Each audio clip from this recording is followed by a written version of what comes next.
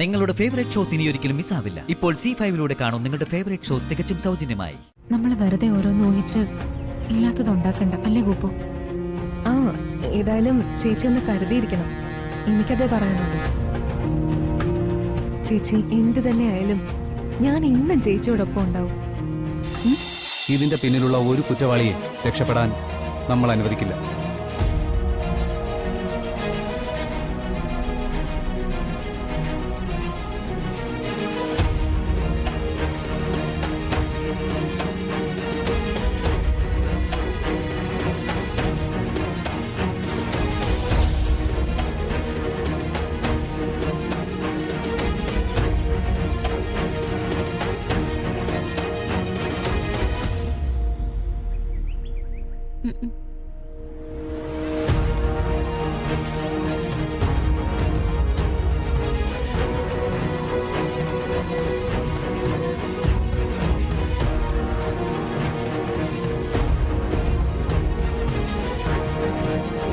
എത്ര നേരം വെയിറ്റ് ചെയ്തെന്ന് പറയും.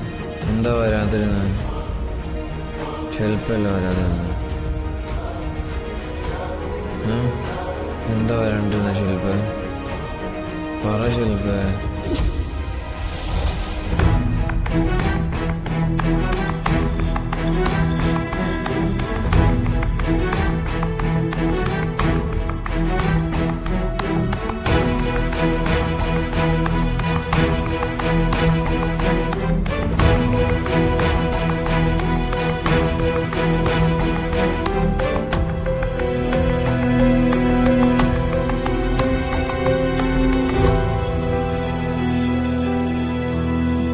ചേച്ചി ചേച്ചി എന്താ ചിന്തിക്കുന്നത്? ഞാൻ കുട്ടനെ കുറിച്ച് ചിന്തിക്കായിരുന്നു. കുട്ടൻ എന്നെ എത്രമാത്രം സ്നേഹിക്കുന്നുണ്ടെന്ന് ശരിക്കും ഞാൻ അറിഞ്ഞത് എസ്റ്റേറ്റിൽ പോയപ്പോഴായിരുന്നു. കുട്ടൻ എന്നെ വെറുതെ അല്ല മാലാഖ എന്ന് വിളിക്കുന്നത്. ശരിക്കും എന്നെ ഒരു മാലാഖയെ പോലെ കണക്കാക്കിയിട്ടാ കുട്ടൻ എന്നോട് പെരുമാറുന്നത്. എന്നിൽ നിന്ന് കിട്ടുന്ന സ്നേഹം മറ്റാരിൽ നിന്നും കിട്ടിയിട്ടില്ല എന്ന് കുട്ടൻ ഇടയ്ക്കിടയ്ക്ക് പറയുന്നുണ്ട്.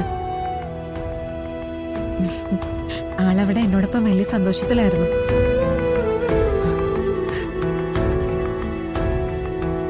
കുട്ടന്റെ ആ സന്തോഷം കണ്ടപ്പോഴേ ഞാനും ഒരുപാട് സന്തോഷിച്ചു.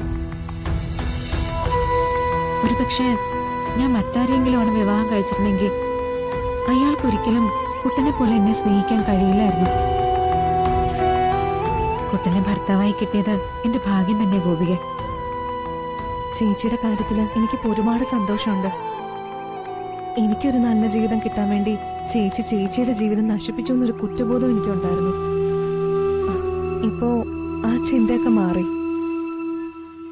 എന്റെ ചേച്ചിക്ക് കിട്ടിയത് ഒരു നല്ല ജീവിതമാണെന്ന് എനിക്ക് മനസ്സിലായി. അതില് വല്ലാത്ത മനസ്സമാധാനമുണ്ട്. ആർക്കും ഒരു ദ്രോഹം ചെയ്യാത്ത ആണല്ലോ ചേച്ചി. അതുകൊണ്ട് ഇത്രയും നല്ല ഹൃദയമുള്ള ചേച്ചിയെ ആർക്കും സ്നേഹിക്കാതിരിക്കാൻ കഴിയില്ല. ഇങ്ങനൊരു ചേച്ചിയെ കിട്ടിയത് എന്റെ ഭാഗ്യം.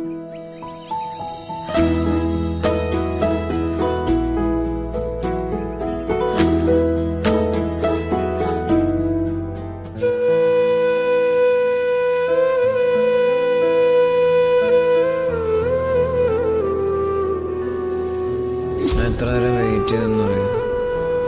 ശില്പല്ല വരാതിരുന്ന? എന്താ വരാതിരുന്ന? എന്താ വരാണ്ടിരുന്ന ശില്പ? പറ ശില്പ.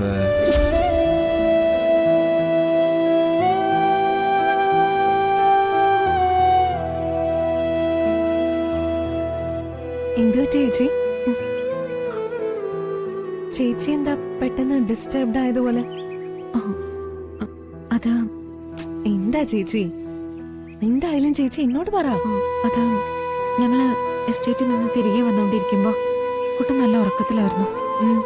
ഉറങ്ങുന്നതിനിടെ കുട്ടൻ വീണ്ടും ആ പേര് പറഞ്ഞു, ശില്പ. ശില്പയെ കുറിച്ച് എന്തൊക്കെയോ കുട്ടൻ പറയുന്നുണ്ടായിരുന്നു. പക്ഷെ അതൊന്നും വ്യക്തമായില്ല. ഒന്നെനിക്ക് മനസ്സിലായി, കുട്ടനും ശില്പയും തമ്മിൽ വളരെ അടുപ്പമുണ്ടായിരുന്നു. എനിക്ക് അങ്ങനെയാ തോന്നിയത്. അതിലെനിക്ക് കുറച്ച് വിഷമമുണ്ടായി. എന്നിട്ട് കുട്ടൻ ഉറക്കത്തിൽ നിന്ന് എഴുന്നേറ്റപ്പോ ശില്പ ആരാണെന്ന് ഞാൻ കുട്ടനോട് ചോദിച്ചു. പക്ഷെ കുട്ടൻ അപ്പൊ അതൊന്നും ഓർമ്മയില്ലായിരുന്നു. ഇപ്പൊ എന്റെ ചിന്ത ഇതെല്ലാം അവഗണിക്കണോ അതോ ശില്പ ആരാണെന്ന് കണ്ടുപിടിക്കാൻ ശ്രമിക്കണോന്ന്. സത്യത്തിൽ നീ വന്നപ്പോ ഞാൻ ചിന്തിച്ചുകൊണ്ടിരുന്നത് അതാ. ഇപ്പോഴും ആ ചിന്ത എനിക്ക് വന്നത്.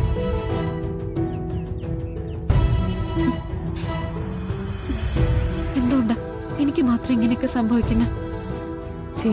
ചേച്ചി വിഷമിക്കാതിരിക്ക.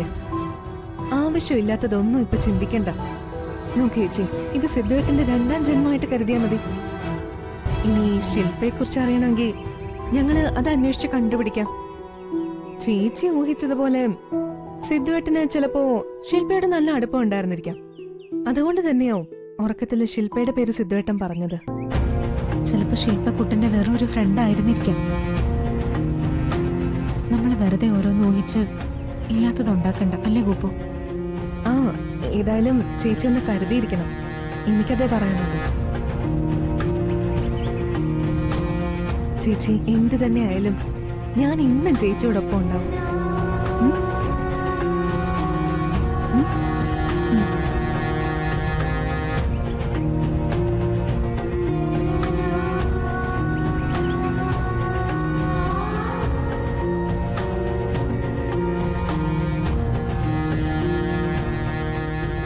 എന്താ മോളെ, എന്താ നിനക്ക് പറയാനുള്ളത്?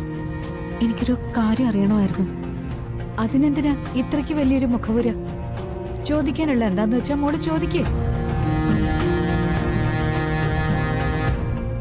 അല്ല, കുട്ടനെ ഇടയ്ക്കിടയ്ക്ക് ഓർമ്മ കിട്ടുന്ന നേരത്തെല്ലാം ശില്പ എന്നൊരു പേര് പറയാറുണ്ട്. ഒരിക്കലല്ല, പല പ്രാവശ്യം അത് പറഞ്ഞിട്ടുണ്ട്. ആരാ ഈ ശില്പ?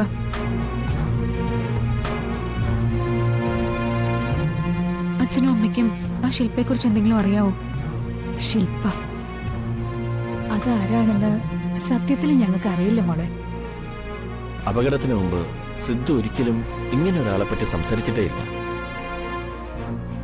എന്തോ ഒരുപക്ഷെ ശില്പ സിദ്ധുവിന്റെ ഏതെങ്കിലും സുഹൃത്തോ കൂടെ പഠിച്ച പെൺകുട്ടിയോ മറ്റോ ആവാം.